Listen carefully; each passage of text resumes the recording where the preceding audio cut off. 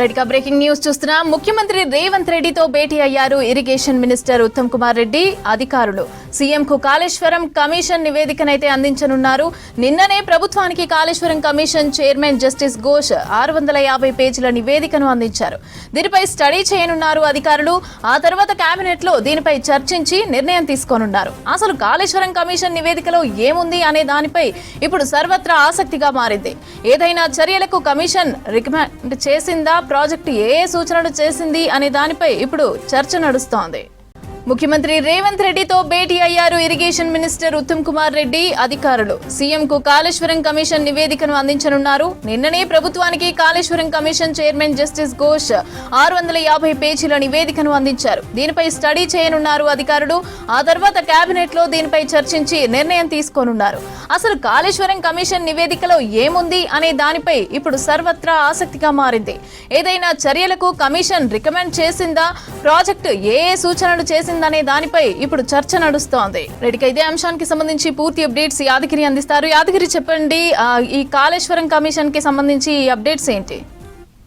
మమత, నిన్న అంటే దాదాపు 15 నెలల పాటు ఈ కాళేశ్వరం దాని మీద విచారణ చేసినటువంటి పీసీ ఘోష్ కమిషన్ నిన్న ఆ రిపోర్ట్ ను, అంటే 650 పేజీలకు పైగా ఉన్నటువంటి ఆ రిపోర్ట్ ను నిన్న ప్రభుత్వానికి ఇచ్చింది. నిన్న బీఆర్కే భవన్ వెళ్లి ఇరిగేషన్ శాఖ ప్రిన్సిపల్ సెక్రటరీ నివేదికను తీసుకున్నారు. అయితే నిన్న అది తీసుకుని డైరెక్ట్ గా సెక్రటరీకి తీసుకొచ్చారు. ఇక నిన్న సాయంత్రము ఈ ఏదైతే కాళేశ్వరం కమిషన్ ఇచ్చిందో ఆ కమిషన్ ఇచ్చినటువంటి రిపోర్ట్ మీదనే నిన్న ఇరిగేషన్ శాఖ అధికారులు మంత్రి ఉత్తమ్ కుమార్ రెడ్డితో సమావేశమయ్యారు. దాంట్లో ఎట్లా ముందుకెళ్ళాలి, ఏం చేయాలి అనే దాని మీద నిన్న చర్చించారు. ఇక ఇవల్ల సీఎం రేవంత్ రెడ్డితో అధికారులు, తర్వాత ఉత్తమ్ కుమార్ రెడ్డి, ఇరిగేషన్ శాఖకు సంబంధించిన అధికారులు ఉత్తమ్ కుమార్ రెడ్డి కొద్దిసేపటి క్రితమే సీఎం నివాసంలో సమావేశమయ్యారు.